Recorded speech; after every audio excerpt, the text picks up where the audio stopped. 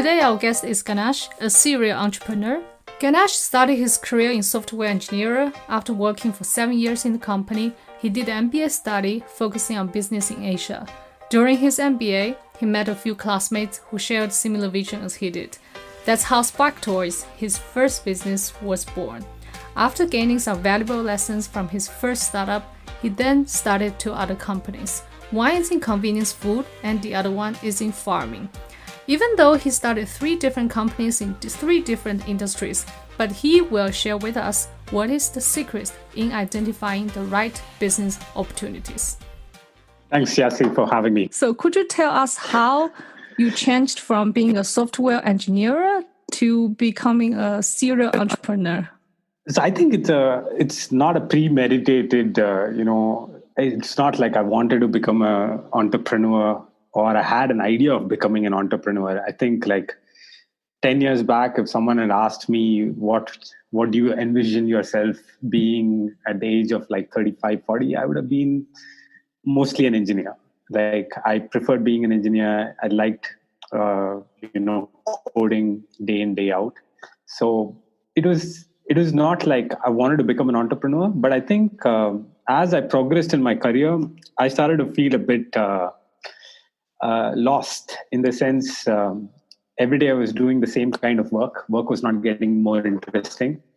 There was a glass ceiling. I did feel that sometimes I was better suited to make the decisions compared to the management folks who were making the decisions. And that's because I was an engineer and they were the management guys. And I realized maybe I should just check out what is management. And the reason I did my MBA was purely because I was bored and I didn't want to do the work and I wanted to take a break and I didn't want to go traveling or something. So I was like, okay, let me do an MBA, which has plenty of travel because my MBA was in China, in Korea, and in Singapore. So there was a bit of travel. There was a bit of a break from work. But during my MBA, I met a few interesting people. We talked a lot of ideas. Like every day after our school, we would sit around, discuss about, what some company should have done or not done. And I started meeting these interesting chaps who I wanted to work with. And it was impossible for me to figure out if I went after an MBA and joined another company and then trying to get these people to also join that company and working with them was not a happening thing. So the idea was, hey, let's create our own company and work with each other, right? So it's like, I want to work with you guys. The easiest way to work with you guys is if we have our own business. So we are not dependent on anybody else to, give us a job and be in the same location or something. When you said that after class, you would get together and then brainstorm and then talk about business ideas, is there something someone initiated that? Or it's just a natural common interest from you guys and you decided to do it? Yeah, there was never we never named it a business brainstorming session or something. It would always be like we would hang out.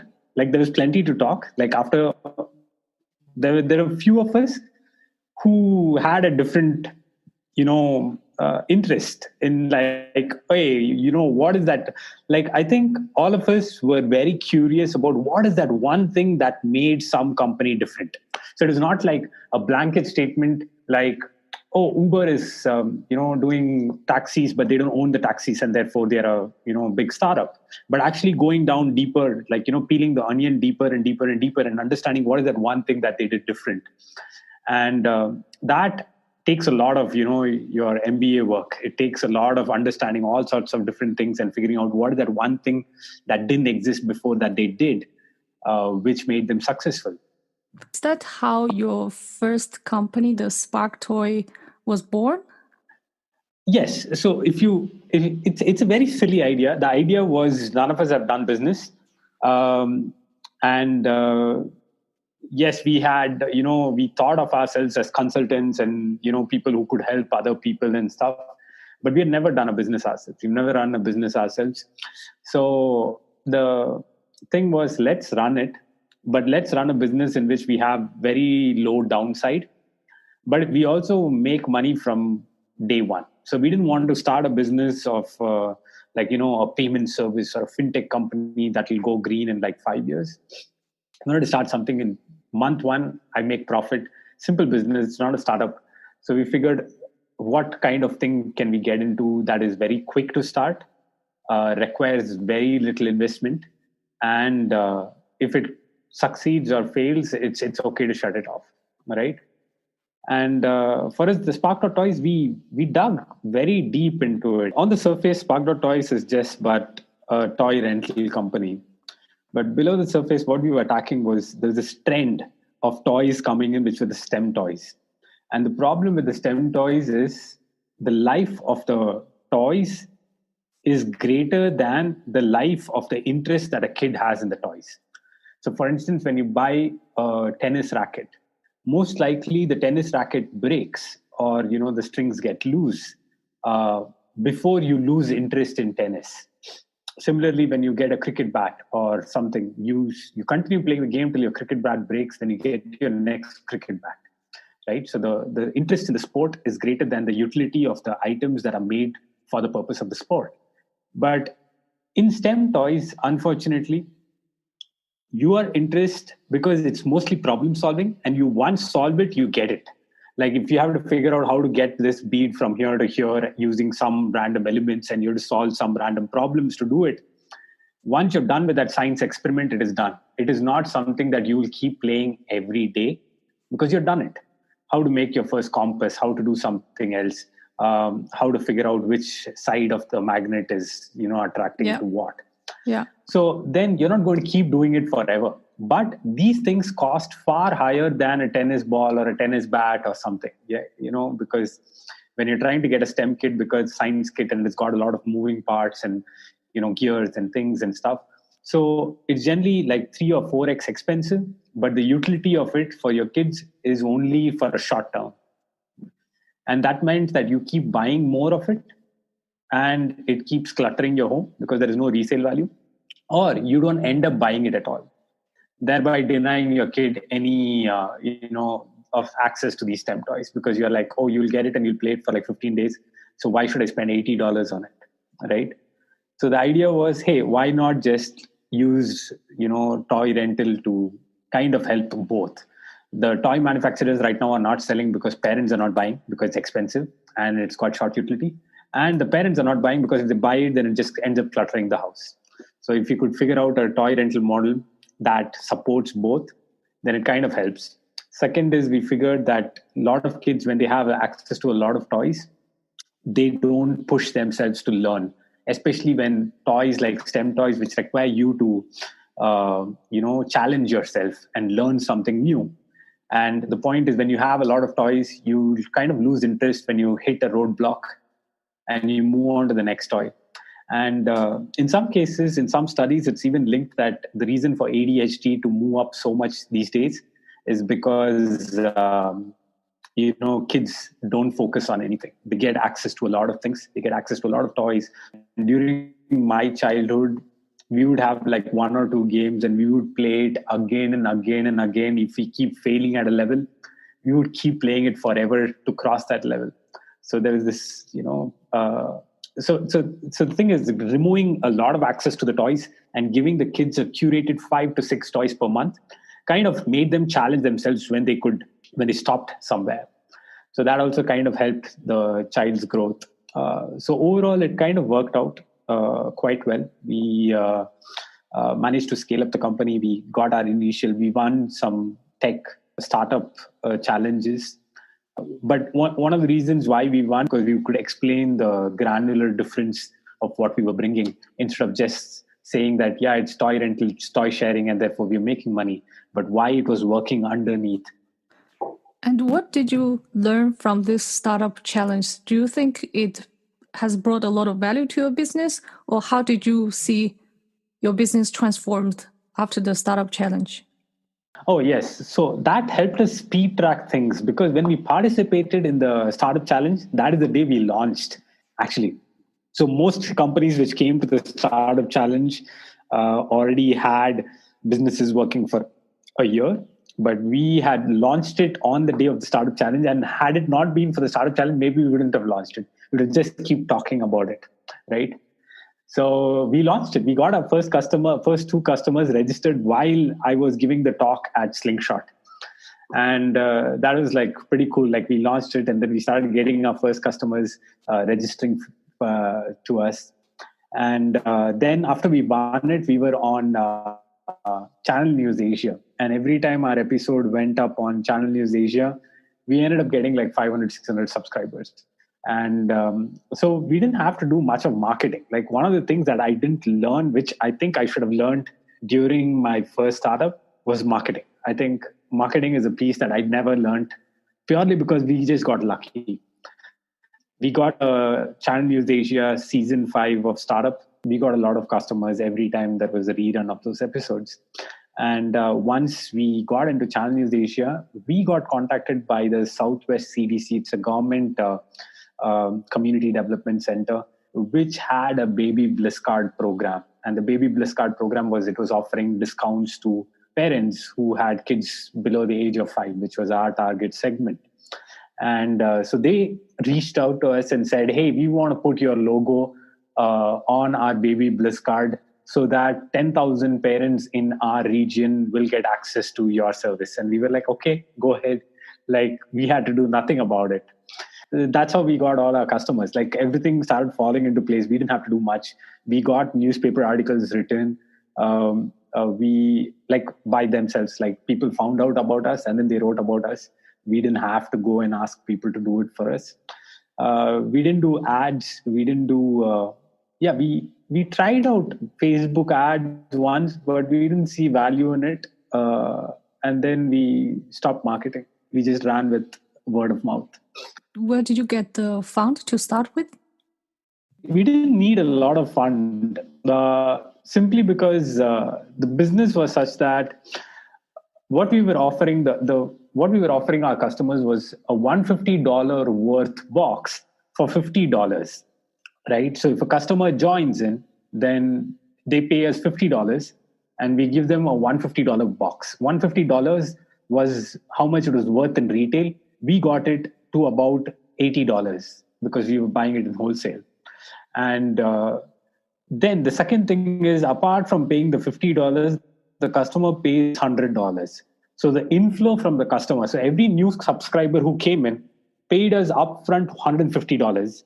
And to support that subscriber, we have to get one box into the system. And that box cost us $76 to $80. So literally we were green. Like we needed the money to start only to get the warehouse, to get our, basic things done, like, our shelves and our stocking and our picking zone, our cleaning machines and those things. So all that came to roughly about $25,000. Like all in, we had to put in about $25,000. But other than that, every new customer came in, they paid for themselves. So that $25,000, 3 of us, it was not a huge amount to figure it out. Mm-hmm. Also, we didn't put any of our savings into it. Both Pratyush and I used to trade in crypto. And at that time in 2017, crypto was at its peak. So we had quite a sizable, saving. One of the things that we decided is because it was an experiment, we didn't want to put any of our hard-earned money into it. We wanted to it was an experiment. It's like, let's do this experiment. If it succeeds, we learn something. If it fails, okay, we lose $25,000. And so we just put our crypto winnings. Basically, Pratyush and I used to trade a lot in crypto. 2017 was a high time for crypto. Like you invested in any coin, you made like 3x, 5x on it. So we invested some money in crypto. And within a few days, it shot up. And then we exited from our positions, and that is the money we pumped in. So it was like fail safe, like we screw up, okay, it's that money that we made in that 2 weeks that we lost. So it was worth it. It was just an experiment. So you mentioned that you invest in cryptos, the ones that you believe in at that time, and then you made a lot of profit, and you use this profit for Spark Toys. Not just Spark Toys. We invested in so we had this fund for experimenting. So Turntree.in was our mine and Pratyush's company. It's like a paper company. I mean, but we did register it. So Turntree.in was like, let's do any of our wacky ideas. So we spent our whole MBA talking about ideas. Hey, this company should have done this company should have done that. Oh, maybe if they had tweaked their idea, it would have worked, and stuff like that. And we decided that we should have a fund wherein we should keep putting in money, and we should keep investing that money in crypto or in funds or in stocks or anything. But basically, we should keep growing that money purely to experiment with things. Like if tomorrow we have an idea, it should never be like, oh, what do we do for capital? Where do we go for capital? It should be like, okay, let's do a scaled down version of it. How much do we need? Okay, 30,000. Let's put in 30,000 and run the experiment and see. If it doesn't work out, kill it, move on. Right? So Turntree.in was our experiment fund. And Spark.toys was one of the projects which came out of Turntree.in. I see. And I know that later you also sold the Spark Toys, right? Yes, we sold Spark Toys. And why did you decide to do so? I think the goal was never to run Spark.toys. I think what drives me is the bigger problems in the world. And I see there are 6 major problems. The 6 major problems that I think are really valuable to solve are related to population. So if you think of it, it's about transportation. Because if there are going to be 9 billion people by 2050, how are we going to transport all these people? Can cars be the solution? And there are people like Elon Musk who are thinking about like boring company, which will dig down under the city. But how many cities can afford that? How many cities can, build an underground level 2 city? Not many. So there has to be other ways of solving, transportation problem when you have 9 billion people.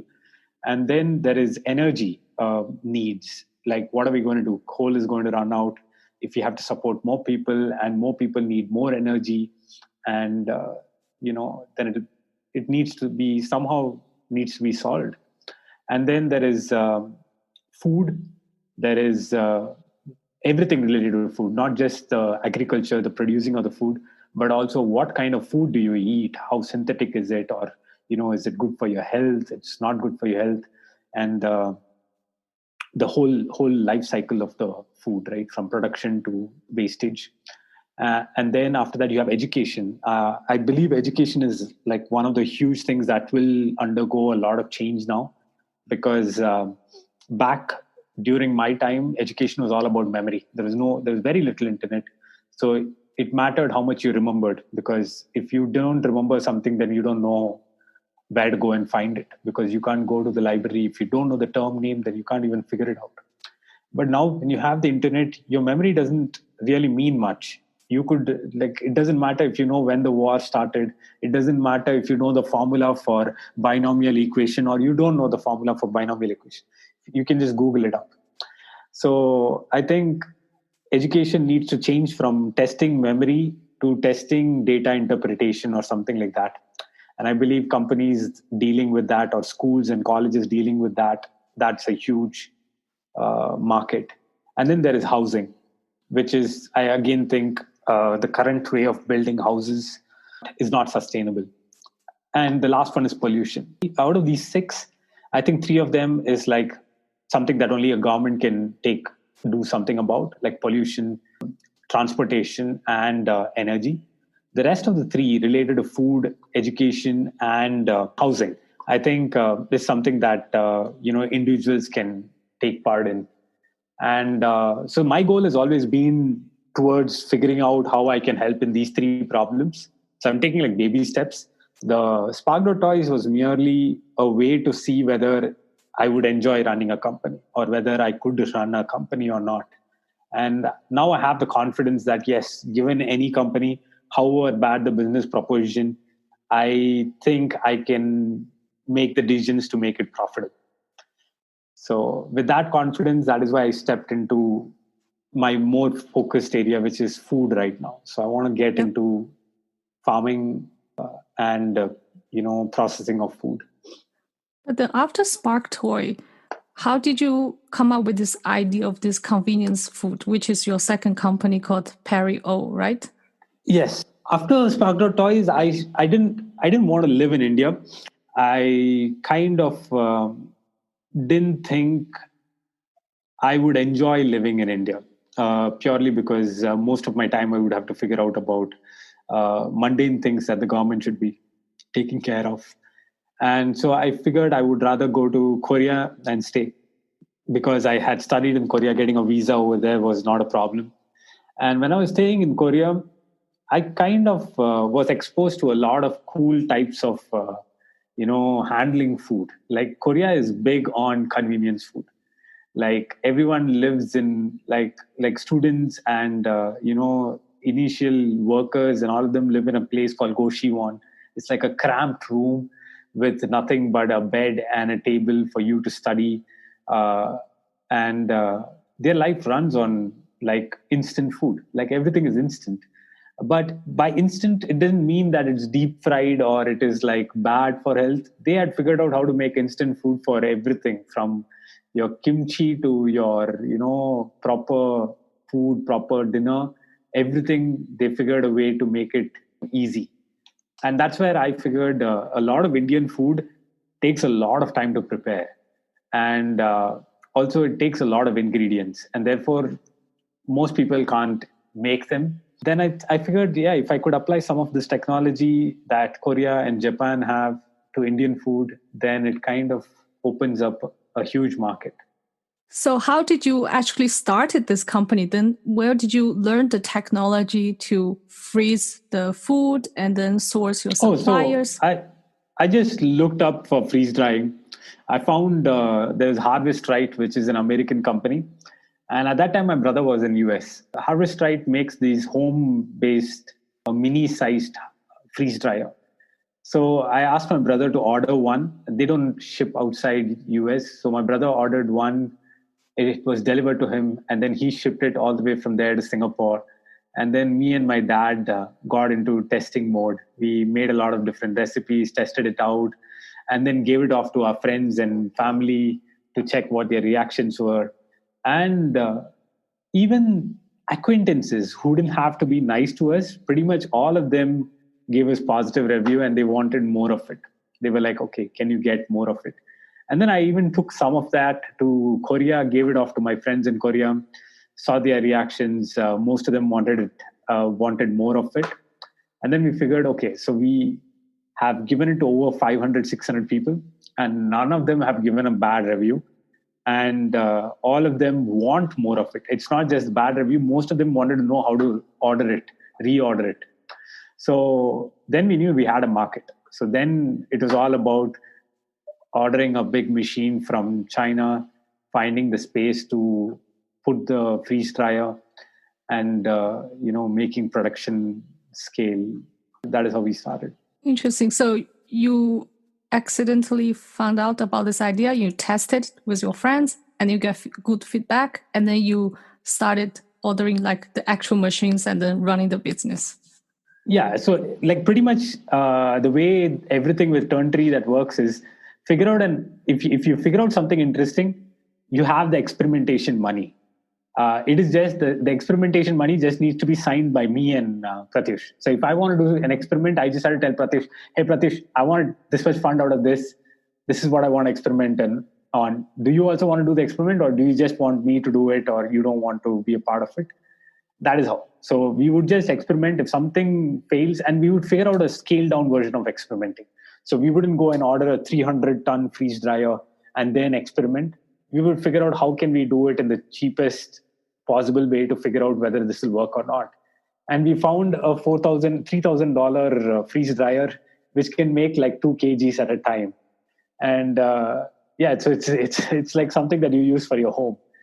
And so that's what we ordered. So the whole hit for the experiment was about like $3,000 for the freeze dryer, $800 for transporting it, and then some of the electricity costs and oil for the vacuum pump and the ingredients and all that put together, and probably like $200-300.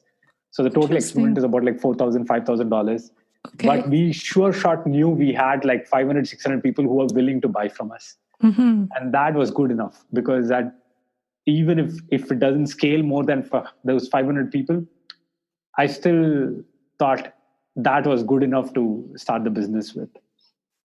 Okay, and then where is Perio now? Right now, we make about 80,000 packets a day. We sell 80,000 packets a day. We still are in soups. The idea was we'll get into soups first because they had a wider appeal, and then we would get into Indian curries. But right now, because of COVID, India has been shut down for about 4 months now. So we've still not launched the curries, freeze-dried Indian curries. But we do have the soups.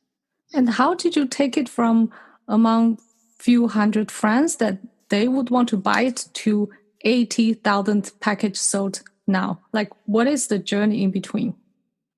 Mostly because I didn't want to do direct to consumer, because direct to consumer is always tough. The idea was to get into retail or get into e-commerce, some e-commerce website. And luckily for me, I had contacts in Coupang, where I used to be a consultant for quite a bit. And therefore, I got it launched on Coupang. And then I did something called as vendor funding. Vendor funding is where you give Coupang money to promote your product. So the idea was to teach people something like this is available initially, so to get exposure, and then you cut back on the exposure. So that's how we started. So we started with getting Coupang, and once we got Coupang, then we could and Coupang started reordering from us. Like they would place purchase orders to us.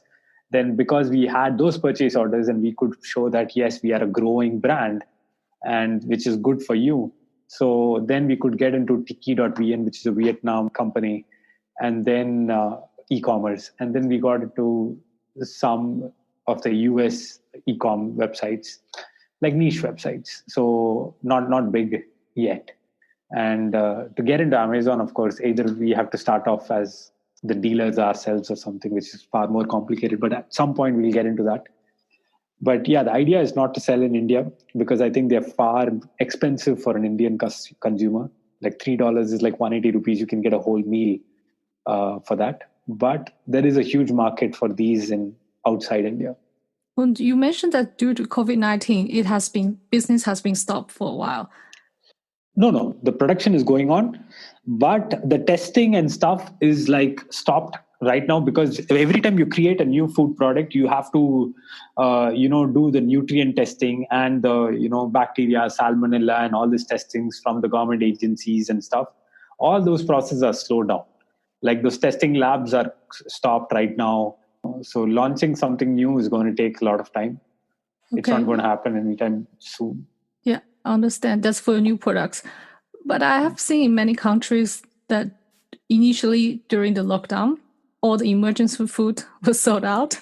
And do you also see that for Perio? Yes. So we right now, we don't have the capacity. So we have far more orders than our capacity, because most of these stores, we are also on some physical stores, like some of these gyms and these restaurants which want to place our products. So those people, it used to be a very tiny portion of our business. Like 95% used to be e-commerce, which was like a consistent stream. And then there used to be this 5-10% from these local dealers and stuff. Like some random people who would find us on the internet and then would be like, hey, I want to stock up on your products. I want to place like 1,000 unit order or something. And then they consistently keep placing their 1,000 units. But after COVID, from Feb, most of our US dealers, they started placing like 20,000 units, like from 1,000 to 20,000 and stuff 20 like that, times. right? And yeah, 20x. And we don't have the plan or the capacity. Like our whole scaling plan was like, yeah, we will get one machine and then we will get a second machine by October. Then we'll get a third. Like there is like a linear, growth projection. And suddenly this whole, thing changed from daily sales of like 25, 30,000 to like now 80,000. So 80,000 packets daily. So right? COVID actually helped your business to take a big leap. Yes, because I think freeze-dried food was not very well known. I mean, so our market, we had to do two things. First, we had to educate people because people would confuse freeze-dried with dehydrated. Freeze-dried and dehydrated are extremely different. Dehydrated, you need to boil. It still takes time to prepare it. Freeze-dried is like super instant and it does not lose nutrients at all. It took us time to explain it to people on why it is cooler to or why it's better to have freeze-dried food. But when COVID happened, a lot of people quickly got to know about freeze-dried food. Right. That's also quite lucky for a business. I'm telling you, most of my businesses are lucky. I've been very lucky. That's why I say I still haven't learned marketing. I've been lucky because either a natural phenomenon or a government agency or someone somewhere is looking out for my business and then getting me my customers or getting me my my business. But it's just pure luck. But do you think that because there's a demand, you did your analysis, you did your strategy, that there's a demand out there. So when your product is the demand in the market, I knew was be it a stem of toys or be it Perio, the soup, the demand that I knew that yes, there will be a demand for Indian food. Like people like Indian food, but people hate making Indian food because it's not easy to make. It's not like 5 ingredients, you put it and then it's done. Indian food requires you to put the right lot of ingredients, a small amount of lot of ingredients, which are not common to a lot of dishes. So which means that you buy it today, inventory management of that is very difficult because you buy it and you use a little bit of it today and within a week you have to get rid of it, but the other dishes don't require it. It's not like, okay, I put the same potatoes today, tomorrow, day after tomorrow, I can clear my inventory, right? So the point is, it leads to a lot of waste management, right? Like, because whatever you buy, you don't end up using. Everything you buy in a kilo, and then you end up using like 100 grams of it, and then all that is stuck. And then for your next recipe, you don't need it. So that is one. Second is Indian recipes also require you to put the right ingredients at the right time. So it's not like you dump everything together and then it's taken care. It is like if you miss the timing or you put something front and something back, then the dish is like spoiled. And third is most of the ingredients for these, you don't even find it in the other countries. So you could love Indian food. You probably know how to cook Indian food, but it's just that you can't get these ingredients in those countries.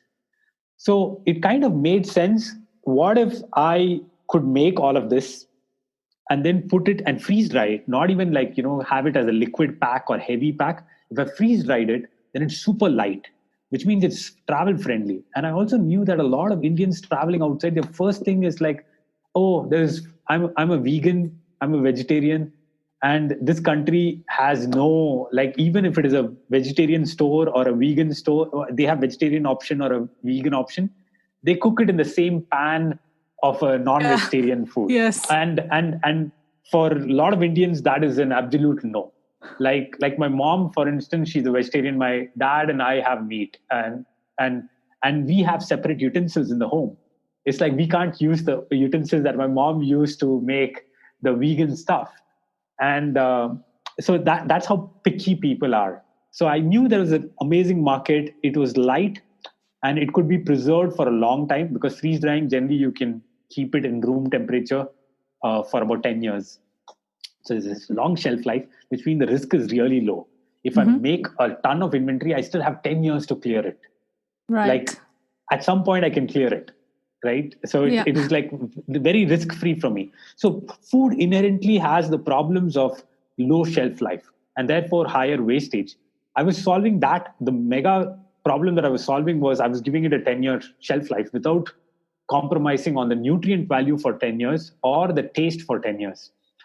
And then I was keeping it so light that people could travel with it. And because it was freeze-dried, you could take it in your, carry-on luggage. You don't have to put it in your check-in luggage, which means even if you're a business traveler, which is what I do, like I travel with just a backpack to most of the places because I hate waiting for my luggage and picking it up and stuff. So when I want to just travel with a backpack, and if something is in the liquid form or something is like, pre-cooked food, it's most likely not allowed to be a part of your carry-on luggage. But this one, I could easily take it, and it's just like 20 grams. And unlike, canned food or something, you can take it because it's less heavy and it does not have the, water in it, and it's not made of metal or something. You could take it in your carry-on luggage. So the idea was, it makes sense. It solved a lot of problems. Right. Though the solution was quite simple, there was a lot of problems for, people who wanted authentic Indian food outside of India without having to go to some Indian restaurant which put a lot of food coloring or something. Even besides Indian food, you also have other types of cuisines in your product line, do you? Not now. So Not right now, okay. we just want to focus on Indian food. I mean, it's a huge market. Indian food is a huge market. I mean, India has so much recipes. So it kind of and India, most of the recipes are vegan. Like most of Indians are vegetarian.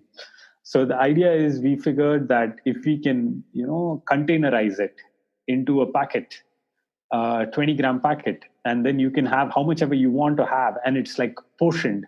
And therefore, if you have 2 people, then just tear open 2 packets. If you have 3 people, tear open 3 packets. That way, it's not just making your life easy to consume, but it's also like reducing a lot of food waste. You're not buying a ton of food, and then you're not preparing for like 10 people, and then you're not ending up throwing away 7 people's worth of food. Or you're not going to get all your vegetables and things to rot, which you don't end up using. But now it is like perfectly portioned for your consumption. So you have this convenience food company right now. How did you move to farming? So I found that in India, there are a lot of layer 2 companies coming up. Like India is right now the best place to be a startup, purely because the population, right? So you have like 1.4 billion people. You succeed as a startup. This is the biggest market you can get. I mean, yes, China is a bigger market, but China is also very controlled. And unless and until you're a Chinese company, succeeding in China is going to be extremely difficult. We've seen that with Uber versus Didi. We've seen that with, a lot of these companies having to exit China and give up control to a Chinese counterpart, Walmart and things like that, right? So the thing is, succeeding in China is going to be much difficult. Succeeding in India is a possibility. But if you succeed in India, that is almost like succeeding in like 30, 40 other countries. So you don't have to deal with 30, 40 other countries' legal systems and policies and, labor laws and figure out everything. You win in one country and you get as much, range as you win in like 30, 40 countries. So India is a great place to start up. And now the startup ecosystem is building up really fast. Like a lot of people are looking to invest in Indian startups. And therefore, since a lot of money is coming in, a lot of people are tackling good problems as in not there are still people who are trying to tackle the communication and the social, complexities, like, companies which are making TikTok and Chingari and these kind of apps. But I don't think those kind of companies are right now very important. They're not solving an important problem related to population. They are solving a problem of like, expressing yourself. But I feel those companies in India which are right now trying to tackle agriculture, they're tackling it on the layer 2. So layer 1 is the production. So right now in India, the value chain is like farmers produce, then farmers sell it to a middleman, because the farmers don't have access to cold storage. The middleman takes it at rock bottom price, and then the middleman marks it up and then sells it to the mandi. And then the mandi, which is another middleman, those are the people who sell it to all these supermarkets and other people. And in this whole value chain, the farmer gets screwed the most, which is why you have a lot of farmer death. And all the other people are trying to help out. All the other startups that I see in India, which are trying to help out, are trying to solve the second layer problem, which is the distribution. So they are like, okay, the farmer is not making a lot of money because there are 2 middlemen between them and the final distributor. And therefore, what if we can connect the final distributor to the farmer, or provide the farmer with a direct to consumer platform or something like this, right? So all these problems will increase the margin for the farmer. So because you're taking out the two middlemen, so instead of the farmer having to sell for like 20% margin, he can sell it for like 100% margin. And therefore he makes more money. But I don't think that is the problem to solve. The problem to solve is the farmer is getting beat not only because there are two middlemen, he's also getting beat because he's using the worst way to produce food. We have not progressed as a country in terms of technology for food. The amount of technology that we have put into these Facebook and Google and all this, our search is improved by milliseconds. Our, the number of pages scrolled is improved and everything. But our way of making food is still the same. You go use normal labor, you put your seeds one time a season, and then after the season is over, you go harvest it, and then you tie it up, and then you sell it. You use that much water, you use fertilizers, you use pesticides. So the idea behind starting 10x farms was every aspect of the farm, not the post farm, not post harvest, every aspect of the farming exercise, we want to improve by 10x, not 1x, not 2x, like 10x. Like if farmers use 1,000 liters of water per kg, we want to use only 100 liters of water per kg. So reduce water consumption by 90%, which is like 10x improvement. And then, increase the productivity by 10x, increase the yield by 10x, decrease the labor cost by 10x. So things like that, right? Like by automation, or by introducing newer technology, or by, figuring out how to have a closed, controlled environment, or how to increase the number of crop cycles per year, things like that. But everything that we can do to increase or decrease everything by a 10x range. And so it's more of an R&D company. We have one farm in Bangalore. The idea behind that farm is we will use all our R&D to test in that farm. And once we are comfortable that we can reach 10x in a lot of aspects, that is when we want to open the technology and the farming practice to a lot of other people. And before starting 10x Farm, do you already have experience or knowledge about farming or optimization? In Singapore, we have a hydroponics farm because the Singapore government is right now providing a lot of incentives for people to get into farming. We did set up our first farm in Singapore.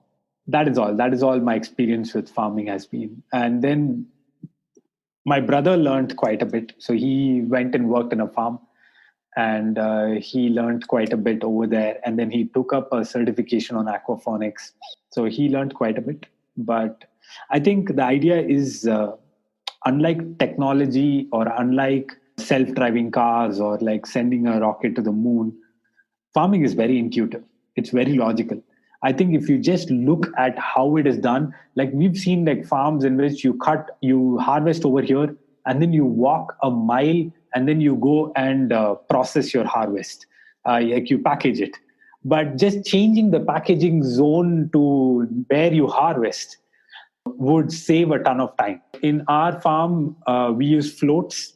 So the idea is, instead of it floating stationarily, you keep adding in. So it's like a U shape.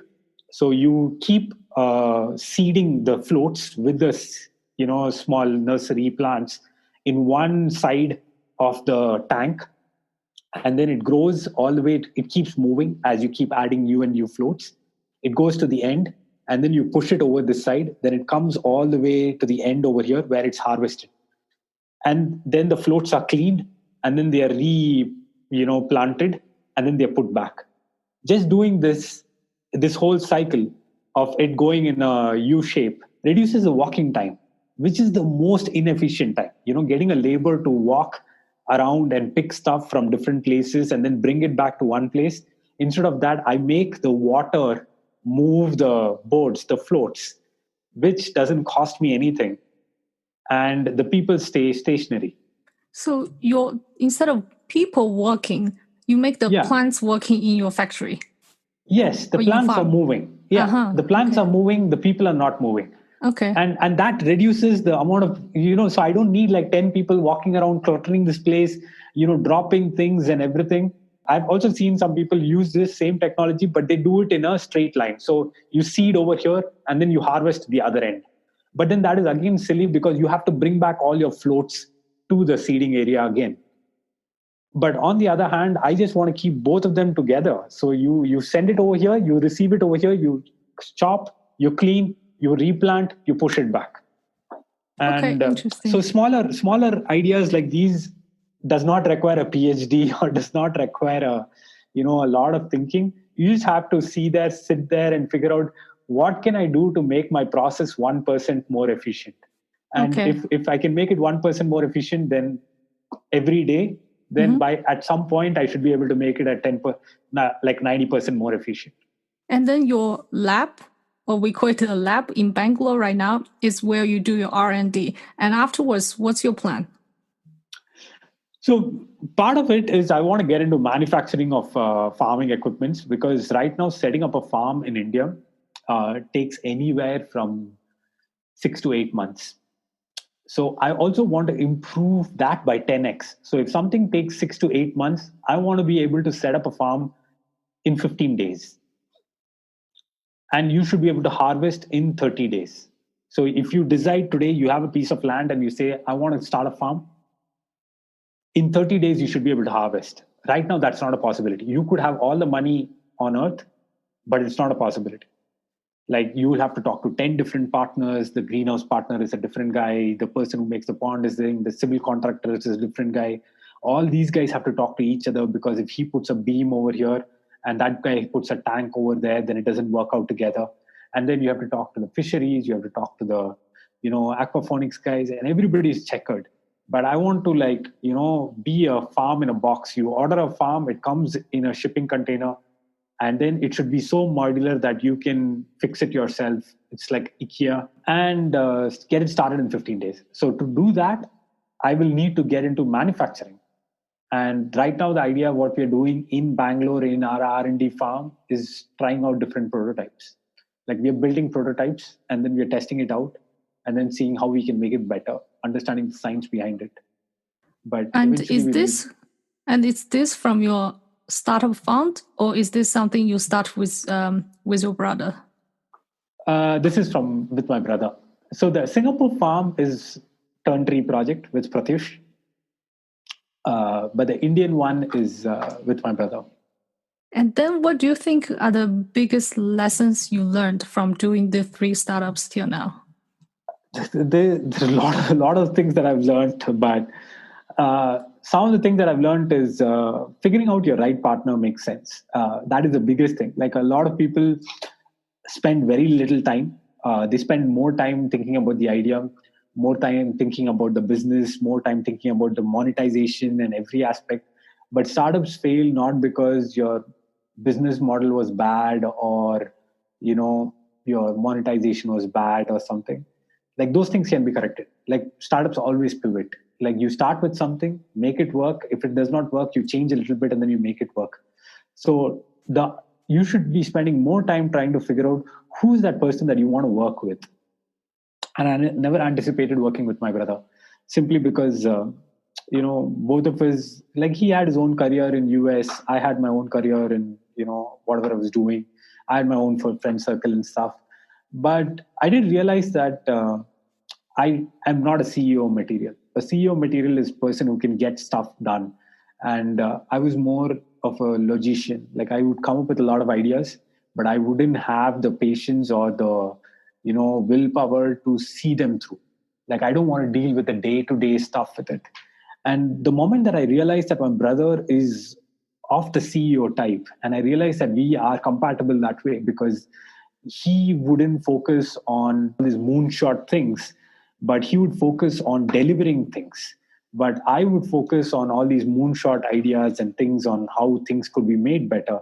So it kind of like made a good pair, in the sense that I would spend more time thinking, coming up with ideas, and he would take the time to prioritize which ideas of mine should be shipped out and how they should be shipped out.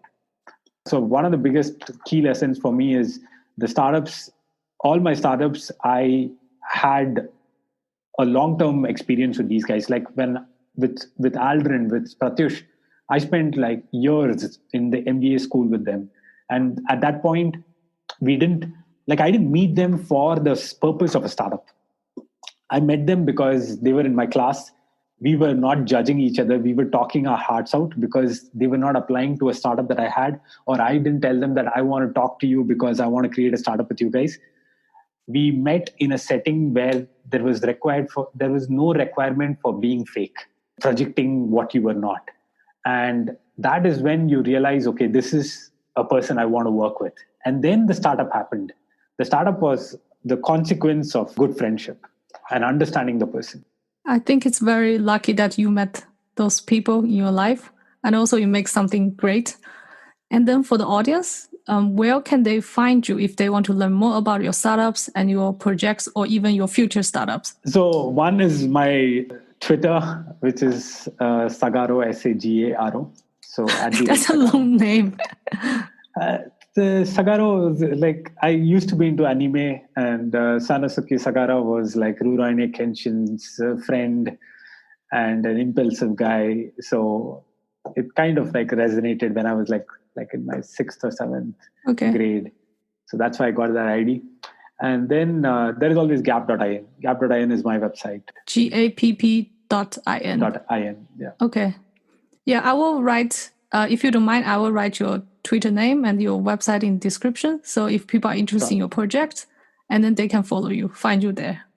Cool. Thank you very much for today's session. I think there are lots of very interesting stories, because even though you said you get lucky with your first and the second, but I think there are elements there that are doing it right.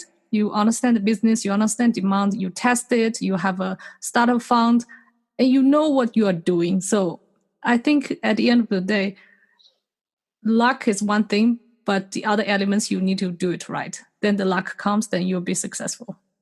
Yes, there is something called as luck surface area. So you increase your luck surface area by getting educated. Like for instance, like doing education increases your luck surface area. It opens you more doors. But people do get caught up in saying that, oh, but this guy did not study and he has luck, right? But that's an exception. So the probability of you getting lucky increases the more you train yourself. Yeah, thank you very much. If you like today's episode, please subscribe, like, and share. See you in the next one.